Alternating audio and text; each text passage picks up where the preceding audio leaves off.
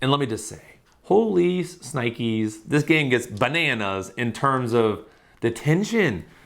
Today we're going to be looking at two-player games from the man, the myth, the legend, Reiner Knizia.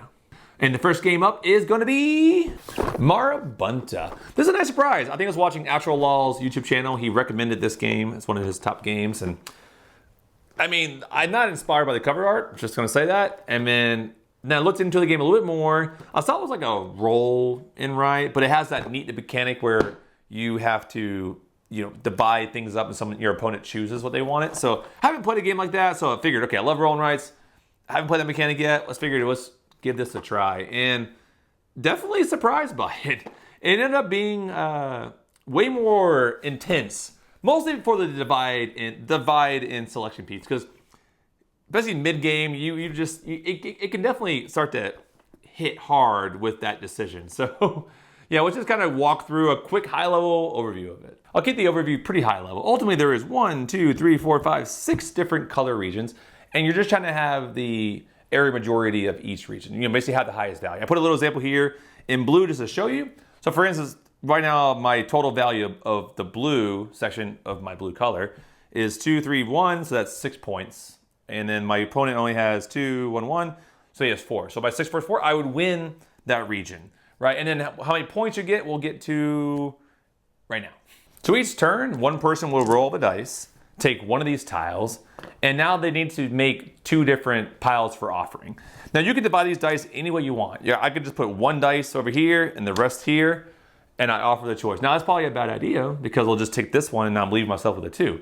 Because this is one of those games where I split them up the way I like, and then my opponent has first choice of the 2 piles.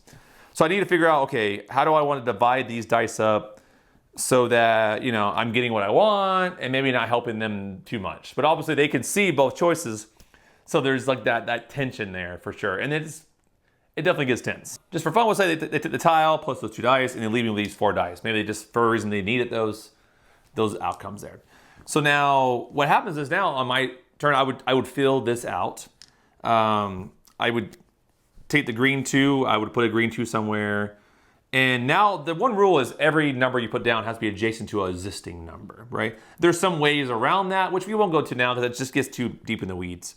So the issue is I have a gray 2. So if I put a green 2 there, I can't really put a gray 2 because I don't have something touching it. So I would actually have to rethink this, put my 2 here instead, for instance, and now I can put a 2 here or here. I'll probably put it there just so I'm touching the orange, so I have more options if I ever get an orange later on. The other 2 dice I have are these canteens. So these guys are on each person's board. There's 1, 2, 3, 4, 5, 6, 7 different little spaces that have canteens on them, different numbers. Like the first, like this is 2, 3, 4. So as you mark these off in any order you want, it's going to unlock a special ability. And usually in this case, it can give you points, or it can give you like a number you can put anywhere. Like for instance, this one here, I can put a 3 anywhere I want, which is helpful because maybe I'm not in the gray section, I need to get in the gray section, or if no one went to the gray, a 3 there has put me in the lead of having the most points there. So after the game's over, we'll have numbers all over the board, and we go color by color, seeing who won that color. Right now, you don't win the points that are in the region. That's not how it works. There's these leaves on the outside of the board. That's what determines how many points you're going to get. So for instance, on the blue section, let's just say I had colored in a few more of these dots. Because everyone, no matter what, will always win 2 points per region they win, right? You can get up to 8. 8's the max points you can get. How you get those is on the dice and on the cards, you have these little like leaf icons that let you circle one circle in. So if I circled in 3 of the blues, instead of winning 2 points, I would win 5 points. Of course, this opens up my opponent to maybe come at me. If I filled in, say, all 8 of these blue, well, they might be very motivated to make me lose that blue. So some of the decisions in the future might make them win the blue. And then even though I have 8 points on the blue, I would score 0 and he would score 2. So that's a pretty high level overview of kind of how this game works. And let me just say, holy snikes, this game gets bananas in terms of the tension. Oh my, it's probably the first game I played that had this whole split and choose mechanic. I've heard about it in other games. I think like Stamp Swap I've heard, or there's different games that have it. But it's first time experiencing it, and man, does it get pretty tense. Especially at the beginning, you're not as concerned, but towards the middle to end game, you can see what they're going for. They know what you're going for. So it makes that choices like you're trying to get sneaky. I try to put things I know he wants mixed with some things I know he doesn't want. I try to. Sometimes you can just make it very balanced. Okay, hey, I'm giving you everything you want. It's tough because still don't know. Because even though you might give them everything they want, maybe they go ahead and take the one you want, leaving you with stuff you do not need. So there's always that balance. Now, I will warn you though. My buddy does have AP, and I could see this game could elicit that out of people. Because, you might be constantly having to recalc, okay, how many points here, how many points here? You're trying to find that balance. Something to be warned. If you have people who have a lot of AP, this might break them. I just tend to think high level. I try to go 80% solution, which usually keeps me from going too in the weeds. And I kind of just make more gut instinct calls. But it didn't really bother me too much this game. But only part I found tense was the dice, where this was like excruciating sometimes. Not in a bad way, just saying it definitely made me go, oh, what do I do? And next up is Iliad. I definitely do love this cover art. I'm a sucker for that. Looks good. I mean, another abstract game. That was my only concern with this one, was I was just like, okay, another abstract game. But I think I backed one of those. I think I backed the Bitewing Gazebo's gazebo game. And I saw there's like an add-on. I was like, okay, I'm gonna try it. I'm a sucker for I'm a sucker for abstract.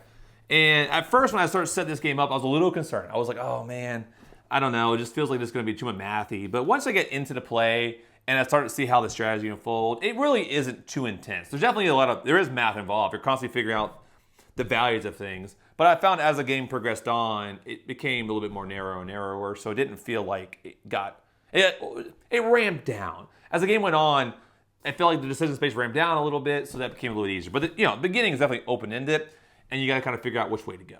Oh, Reiner, why are you doing me like this? This game starts off so innocent. You just learn. I only played the once so far, and I was just learning it. And at halfway point, you start to realize, oh man, oh, so many things I could have done differently. So the game, simple, pretty simple. You're just trying to collect the 5 gods, and there's like one of each color. You got a purple, a red, a white. You get all 5, right? And of course, a lot of these red ones are like negative points as well, and there's some other things going on in the game. But there's 3 of each type of god, and they each have point values. But ultimately, you win by being like the only one to get all 5 gods, and you just win straight up. Or if you both get all 5 gods, then whoever has the most points wins. So as you're playing, you're trying to think, am I trying to stop this person from getting a certain color? Do I get them all? And then there's even a wild out there, so if you can get the 2 greens, the 2 green ones, for instance, are like together they equal 1 wild god, so you can fill it in for missing one.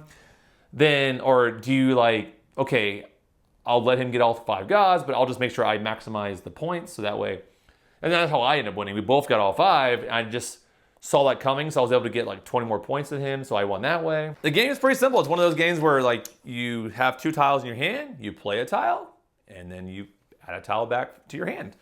But I guess I like these kind of games. They're like abstract, but not pure abstract, because obviously there's a little bit of randomness here, which I like that, because it makes you like think on your feet, which I kind of enjoy those kind of abstracts more. Because how this game works is during the game, you have to place a number adjacent to one of your opponent's tiles. So I could go like here, and basically all the different blue spots around the red ones. But ultimately, just to kind of give you how you collect stuff, is if, forget the powers right now. If I just fill the board up, once you fill a row or a column, you look at who has the most points, and then that person decides first what they want. In this case, they're both god tiles, so it's not as big of a deal, but one is worth 8 points, so that's kind of cool. But it could work out where maybe you go here, and then this is negative 10 points, and this is a god tile worth 8. So that's a pretty big column to not want to lose, right? In this case, if this was the final scenario for this row here, I would add up my blue ones, which are 4, 5, 8. So I have 8. Now, this is a little bit tricky because he has a special tile, which we haven't covered yet. But right now he has 4, 6. But this special tile adds up the score of the 2 adjacent tiles. So in this case, it'll be 7. So they would actually have 13 versus mine. What was mine? 8? So yeah, they would win this one. So they would probably take this orange one, and I would get this blue one, right? But obviously during the game, you want to be able to play. You want to play your powers, right? So let's just say, oops, I just drew 2 5s out of the bag. So for instance, he plays a 2. He can play it, say he plays it here. That lets him move one of his own tiles, right? So maybe he wants to move one of these, you know, kind of like power tiles maybe here. Because now he knows if I put a blue tile there, he's going to now take on the value of my 2 plus whatever I put there. So now I'm like, shoot, I got to be careful now about that. Maybe I want to move it. So if I can play it's like a 1 later, if I get a 1, maybe I want to put that here and move that over here. Because maybe I don't care about losing this one, for instance. So there's always that battle. You're basically trying to figure out how to play the tiles, but the board is getting smaller and smaller. And once a tile is completely surrounded, so that 2 there, for instance, once it's like surrounded on all sides, you wouldn't be able to move it. So that's another strategy too, is you're like, okay, I'm gonna play this here, which locks this tile in, he can't move it, and now I can do this thing majiggy, right? So it's simple on the surface. I mean, there's a lot of tension because every tile you play is affecting 2 different outcomes, right? Because obviously the one, it's like in the row and column it's in. So you're like, okay, that one's not gonna help this one, but it's helping this one. I don't care to lose this one because either way I'm gonna get what I need. So it's fun. It's a lot to consider, but not so much that it's overwhelming. So boom. So which one are you guys picking? You guys picking Iliad? You picking Marabunta? I still don't know if I'm saying that right. If you played neither of these games, are you reach which one? Let me know. I'm just curious to see kind of what you guys are interested in.